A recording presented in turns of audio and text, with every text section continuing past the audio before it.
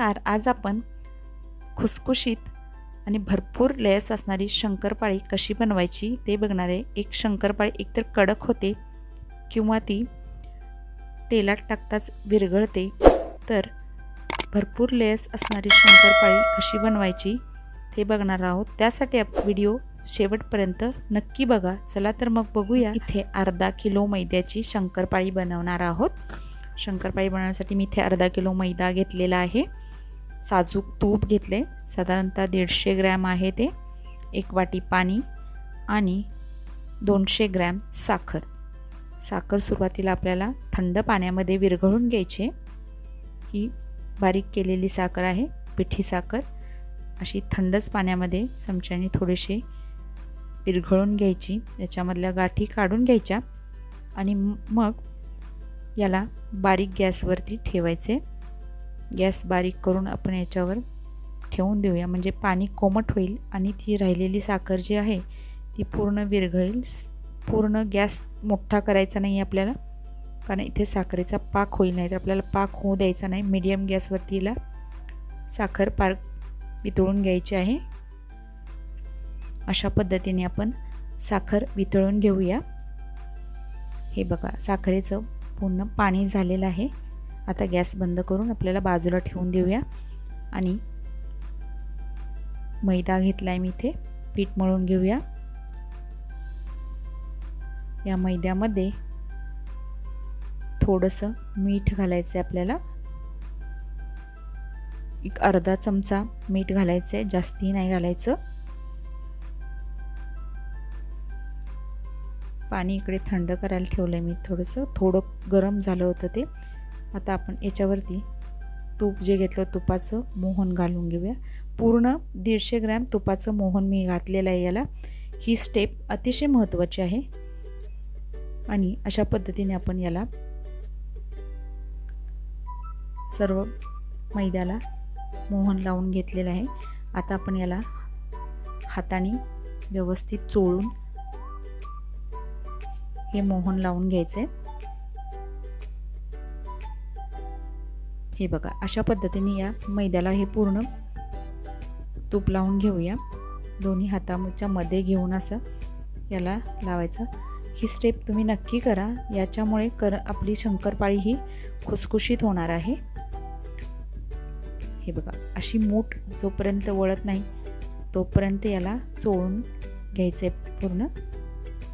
आणि आता आपण या साखरेच्या पाण्यामध्ये शंकरपाळीसाठी लागणारे हे पीठ मळून घेऊया. पूर्ण पाणी 2च चमचे अगदी पाणी राहिलेलं आहे माझं.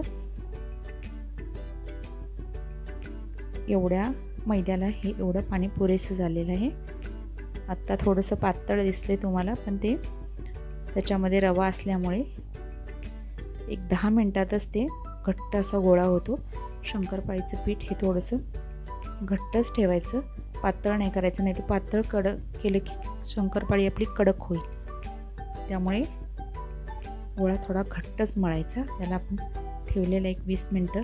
20 मिनटानंतर परत त्याला आपण मळून घ्यायचा आणि मग याचे गोळे करून आपल्याला जाड अशी शंकरपाळीसाठी लागणारी चपाती लाटून घ्यायची.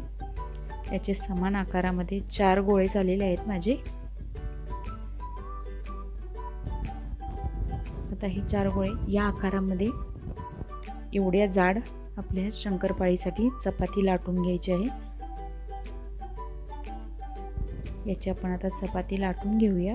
आणि त्यानंतर याला तुमच्याकडे करंजीची फिरकी असेल तर त्यांनी करा, किंवा सुरीने सुद्धा आपण चौकोनी किंवा कापणीच्या आकारामध्ये शंकरपाळ्या काढून घेऊ शकतो. मी इथे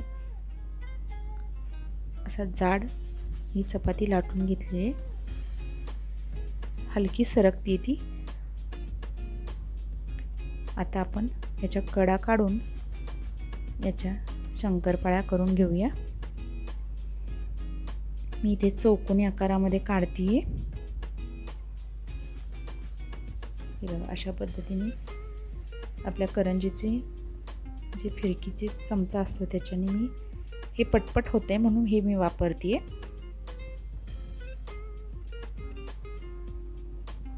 सगळ्यात अशा पद्धतीने करून घेतलेल्या आहेत बघा. चौकोनी आकारामध्ये व्यवस्थित निघालेल्या आहेत या. आता आपल्याला याला तळायचे आहे. हे बघा एवढ्या जाड झालेल्या आहेत त्या. तरच आपली जाड ठेवली तरच आपली शंकरपाळी लेयर्स येणार आहेत त्याला. एकदम पातळ ठेवायची नाही, नाहीतर ती कडक होते. इकडे तेल गरम करायला ठेवले. त्याच्यामध्ये पिठाचा मी एक गोळा टाकून ठेवला आहे. तो ते गोळा वरती आला की आपल्याला त्याच्यामध्ये शंकरपाळ्या सोडायच्या आहेत. अजून आपलं तेल थंडच आहे. हळूहळू तेलात बुडबुडे येत आहेत, म्हणजे तेल हळूहळू गरम झालेलं आहे. हे बघा आता वरती आलाय तो गोळा. आपण आता शंकरपाळी तेलात सोडू शकतो. जर आपण एकदम कोमट तेलात वगैरे सोडली तरी सुद्धा ती कडक होईल.